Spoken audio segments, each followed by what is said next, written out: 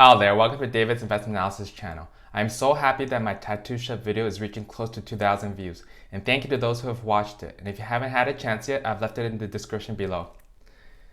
The stock price is currently at $17.40, and it's increased to 32% in the last week since I suggested it was a buy. Like I said in that video, I did add to my position Monday morning, and it's about 1% of my portfolio. And I do intend on hanging on to this one in the long term. Today I'm very excited to be talking about a stock that I see a lot of potential, and it's Tortoise Acquisition Corp, traded on the New York Stock Exchange with the ticker symbol SHLL, which is a special purpose acquisition company that is planning to merge with Hyliion Inc. to form Hyliion Holdings Corp. The transaction is expected to be closed end of Q3. Once the transaction closes, Hyliion will be a publicly traded company under the ticker symbol HYLN and will be traded on the New York Stock Exchange. The press release of the merger was announced on June 19, 2020, and once the announcement came out, the stock price jumped from $10.23 to as high as $16.40 before coming back down and closed at $14.04. And that's a 37% increase during the day.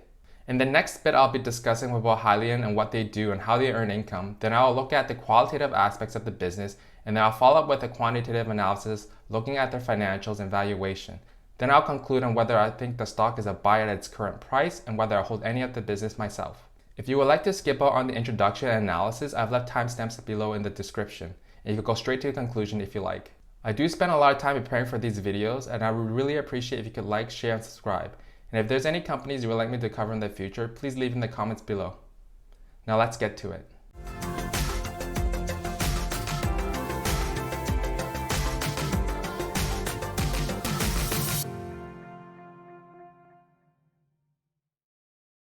Hyliion is an industry leader in developing technology and electrification solutions to transform the environmental impact of Class 8 vehicles, like those large commercial trucks. The company currently offers hybrid systems for both diesel and compressed natural gas, which is CNG, Class 8 trucks. These hybrid systems are used to convert diesel and CNG Class 8 trucks into hybrid trucks, where the trucks run on both battery and fuel.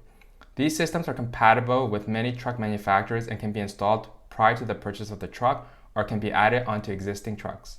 Hyliion also intends to come out with their own hybrid truck ERX, a Class 8 truck that will be run on renewable natural gas, which is RNG, and battery. And there is a lot of amazing things about this truck in which we'll discuss later. Now let's look at some of the qualitative factors. Let's first look at the management team. Thomas Healy is founder and the CEO of Hyliion. He founded the company in 2015 while he was still completing his dual degrees in mechanical engineering and public policy, minor in business administration. He's a technical author for New York Times and a race car driver. He was a recipient of the Forbes 30 Under 30 award in 2017, and he owns 10 electric vehicle powertrain patents. Patrick Sexton is the Chief Technology Officer with 23 years of experience in the automotive industry, with 8 engine and transmission patents, and also have several technical publications. Greg Van Devere is the Chief Financial Officer with over 30 years of senior finance and CFO experience. He has a double major in mathematics and accounting from the University of Wisconsin-Eau Claire. Michael Camp is the Chief Operating Officer with over 35 years of senior executive sales, marketing, and product management and P&L experience in high-tech companies. The management team sounds very promising, many of which have over 20 and 30 years of experience. I would continue to trust the management team going forward until I see any issues. Now let's look at the industry outlook. The total addressable market is $800 billion. There are estimated 8 million trucks in operation and is projected to grow, with almost 1 million trucks sold annually. Hyliion would be the only trucking company to offer natural gas and hybrid electric Class 8 trucks for the regional and long-haul operations. Their target market would be those that are in the delivery business or those large multinational chains that require the transportation of products. The trucking industry is massive, and here are some interesting facts about the industry. The U.S. trucking industry accounts for more than 5% of all full-time jobs in America, even though truckers themselves earn a lower than average wage. Walmart alone employs more than 8,600 truckers. Trucks move more than 70% of all goods transported around the United States. Most grocery stores would run out of food in just 3 days if long-haul truckers stop driving. Many experts think the trucking industry needs to hire 900,000 more drivers. The trucking business doesn't look like it'll be disappearing anytime soon. And with the push for near-zero emission vehicles, this creates a very unique and promising opportunity for Hyliion. So what is the problem with the current trucking industry? Currently, 36.6 billion metric tons of carbon dioxide were emitted globally in 2018, and transportation is the #1 polluter, and 10.6 billion metric tons of annual carbon dioxide emissions are caused by transportation sector globally. Many countries, companies, and consumers are demanding decarbonization. This pushes for the future of trucks to be fully electric, fuel agnostic, battery electric vehicle, and fuel cell electric vehicle.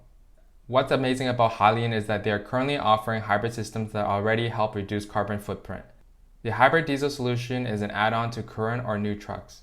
And what's amazing about this is what is normally wasted energy from the slowing down of the truck or when the truck is going downhill is now stored in battery packs on the truck and can be used to power the truck.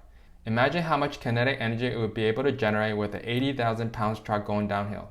This is pretty cool, using what would have been wasted into powering the truck itself, reducing the amount of fuel normally used. It is also expected that the savings from the fuel can experience a 2-year payback on the product. The hybrid CNG solution is improving on the performance of these trucks so that they can increase their payload. Here's an example of the results of a real customer. The hybrid diesel system allowed the customer to save enough within a 2-year period for the cost of the system, and said, based on Q3 2019 fuel receipts, I expect we can save $15,000 per year per truck in fuel cost with your system. Their systems worked with many manufacturers, and some of the customers include Ryder, Penske, Wegmans. Their systems are currently on 30,000 plus trucks and have over 2 million miles driven on the road to date. Now let's look at their Hypertruck ERX.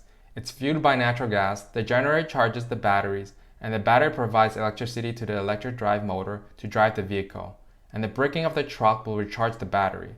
If needed, the truck offers the ability for pure electric vehicle drive with zero tailpipe emissions.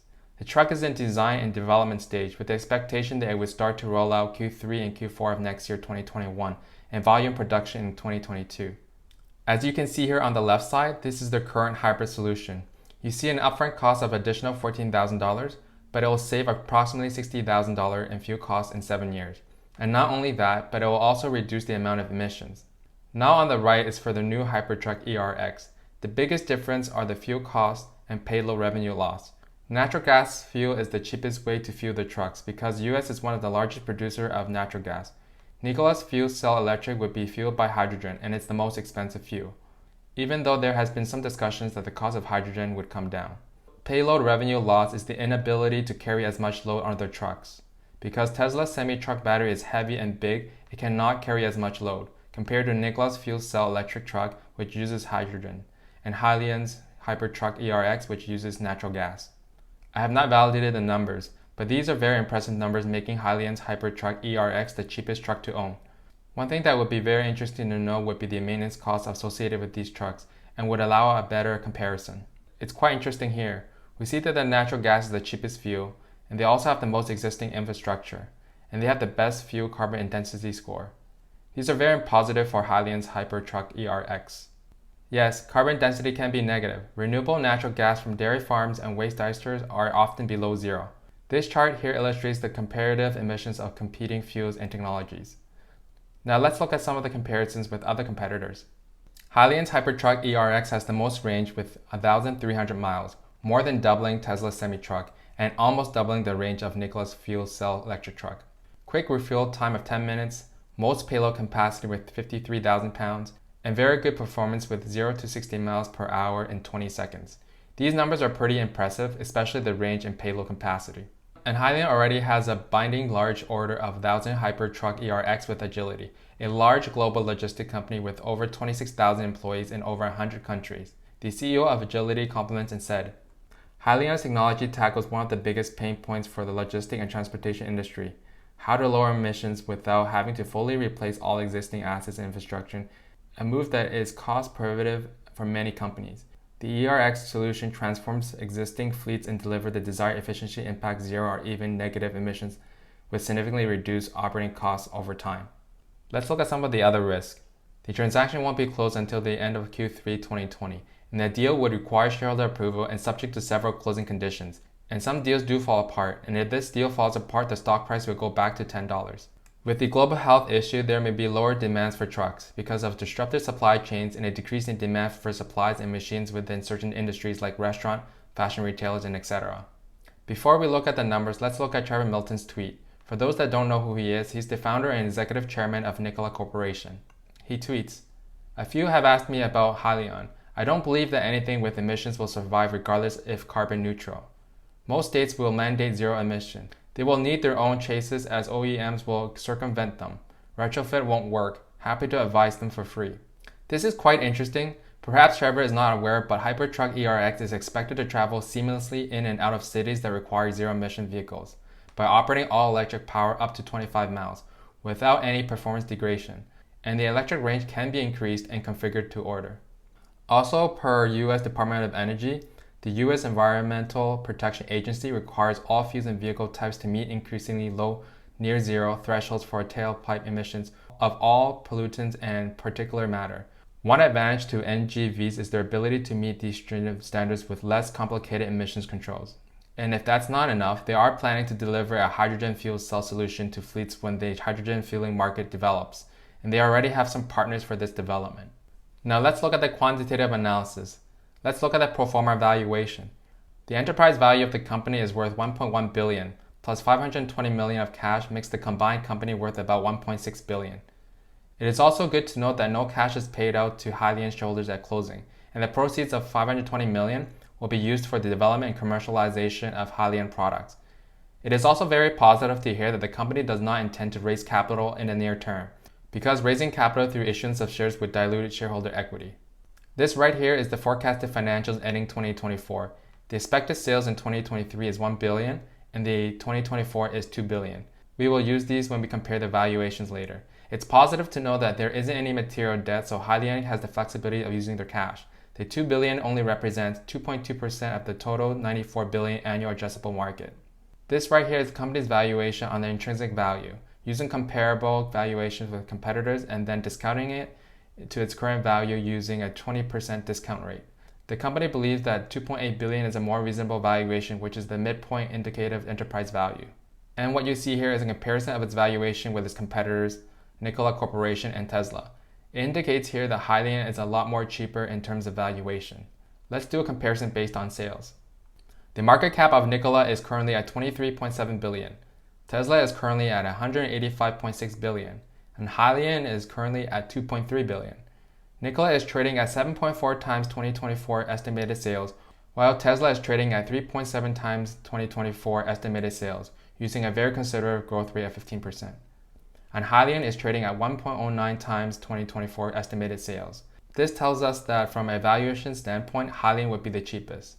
What we see here is Nikola's market cap is 10.4 times bigger than Hyliion's market cap. But when we look at the estimated 2024 sales, Nikola's estimated 2024 sales is only 1.5 times more than Hyliion's. Should Nikola trade at 10.4 times bigger than Hyliion, while Nikola's estimated 2024 sales is only 1.5 times more? I'll leave that for you to conclude. The valuation of the merger per share is $10, but the management estimates the intrinsic valuation is approximately $2.8 billion as discussed earlier, which is approximately $17.33 above what it is trading at right now. If we take at just 1/4 of Nikola's valuation and apply it to Hyliion shares, the shares would be trading at $23.85. Conclusion. In my opinion, at today's price of $14.04, I think it is a buy because of the following reasons. Hyliion's Hypertruck ERX is a net negative carbon emissions truck that offers greater performance, longer range, shorter refuel time, more payload capacity, and cheaper refuel costs. There is a network of natural gas filling stations already available across the US. They have a great proprietary technology with the ability to recharge battery with and what would have been wasted kinetic energy to power their vehicle. As people move away from diesel vehicles, becoming more cautious of the environment, there will be a higher demand for natural gas trucks. And there is currently no big manufacturers of natural gas trucks, so the potential is huge for Hyliion. They already have a binding pre-order of 1,000 trucks with a large global logistics company. They have a very experienced management team, some with over 20 and 30 years of experience. They have very cheap valuations compared to competitors, approximately 1 times 2024 sales. And here are some of my concerns. There is a risk with global health issue and the possibility of a decrease in demand for trucks or companies delaying the upgrade of fleets. Hyliion will be competing with Tesla and Nikola.